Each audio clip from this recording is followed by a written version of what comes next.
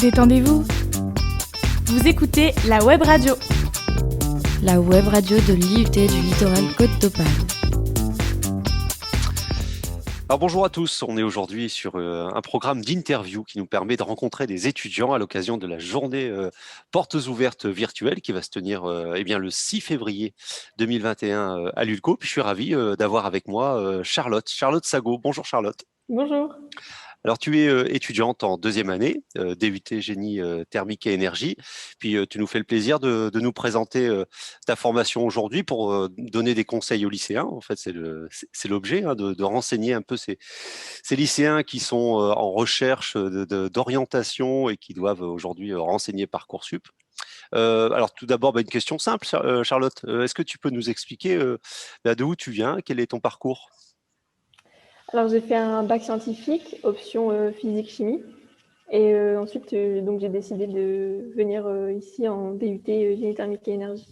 D'accord, donc on est sur Dunkerque. Tu avais fait tes études sur Dunkerque également? Non, j'avais fait mon bac à Saint-Amand-les-Eaux, c'est une ville Saint-Amand. près de Valenciennes. Donc, tu as fait un petit peu de déplacement? Oui. Donc, tu mènes la vie dunkerquoise tous les jours? Oui. D'accord, bon. Ça va, cette délocalisation? Comment tu vis Ouais, le détachement? La ville est très sympa, il y a beaucoup de choses à faire. Sur Dunkerque? Bon. Ouais. Malgré tout, même s'il y a beaucoup de choses de fermées, tu as pu profiter un peu. Avec le confinement, c'est sûr que c'est réduit, mais C'est réduit. en temps normal, c'est une ville sympa. Très bien. La formation, le parcours que tu as choisi, donc génie thermique et énergie, est-ce que tu pourrais nous l'expliquer un petit peu? C'est un diplôme qui possède quelle matière? Quels sont les fondamentaux en fait que tu suis? Alors, les fondamentaux, on a de la thermodynamique, de la mécanique des fluides. Cette année, on a pu voir d'autres matières comme par exemple les machines frigorifiques, de la combustion. Mhm. Et j'ai choisi aussi ce DUT parce qu'on avait beaucoup de pratiques en fait. On a une grande liste de TP à faire en fait. Et c'est ça qui était intéressant pour moi dans cette formation. Dans la formation. Alors, quelle est la matière que tu préfères en fait dans l'ensemble de celles que tu nous as citées? C'est quoi ton truc? Elles sont toutes intéressantes, mais c'est vrai que je préfère la mécanique des fluides. D'accord. Et c'est quelque chose que tu n'avais pas vu, pas abordé du tout au lycée? Au lycée, on avait un petit peu de... Mais c'était vraiment les débuts de la matière. En fait, on a vraiment approfondi la mécanique des fluides en DUT. S'il fallait donner 3 mots, là je te prends un petit peu au dépourvu, s'il fallait donner 3 mots pour catégoriser ou décrire la formation GTE, ce serait quoi pour toi? Pratique, Ouais. déjà. Je ne sais pas si je trouverais vraiment des mots, mais si je devais décrire un peu plus, dire que les profs sont vraiment accessibles. Accessibilité, alors Ouais, accessible. voilà, Donc ça passe, ça passe.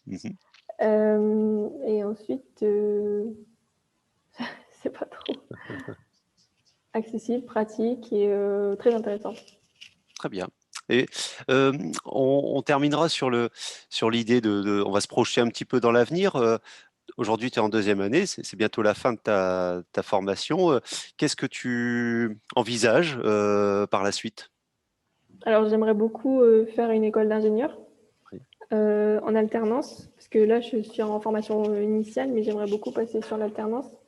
Et dans des sujets comme les énergies renouvelables, les nouvelles manières de produire notre énergie, décarboner nos modes de production. D'accord. Voilà. Ok. Tu vas un petit peu sauver notre planète, on compte sur toi. C'est l'idée. L'idée. Est-ce que c'est des thématiques déjà qui sont abordées dans la formation GTE, cette idée de développement un peu durable, j'ai envie de dire, parce qu'on est quand même dans une formation liée à l'industrie. Est-ce que l'industrie change par rapport à toi, ce que tu vois ou ce que tu apprends? Est-ce que c'est un autre visage de l'industrie qui t'intéresse? En fait, je me souviens qu'en première année, on a fait un gros projet où justement, on était en petits groupes et on avait chacun des sujets. Et donc, on travaillait sur les énergies renouvelables, le développement durable, tout ça. Et normalement, cette année aussi, on n'a pas encore fait les cours, mais on devrait avoir des cours de développement durable. Très bien. Quel conseil tu donnerais aux lycéens qui peuvent nous écouter là et qui cherchent un parcours de formation? Est-ce que toi, tu savais déjà exactement ce que tu voulais faire quand tu étais au lycée en terminale? Non, c'est jamais facile de savoir ce qu'il faut faire, mais il faut pas avoir peur d'essayer. Et de toute façon, c'est que du plus. Et en plus, la formation, vraiment, il faut travailler, il faut être organisé, mais c'est vraiment une formation qui est très intéressante et très enrichissante. On remarque déjà en t'entendant parler que tu aimes ce que tu fais Oui. et ça fait déjà plaisir. Merci Charlotte d'avoir passé un petit Merci à moment vous. avec nous. Et puis je donne rendez-vous à tous ceux qui nous écoutent, à la fois sur le site internet www.iut-littoral.fr, www.iut-littoral.fr, bien pour de plus amples informations et puis également aux portes ouvertes de l'ULCO le 6 février. Merci Charlotte. Et puis bon Merci. parcours dans le développement durable. Merci beaucoup.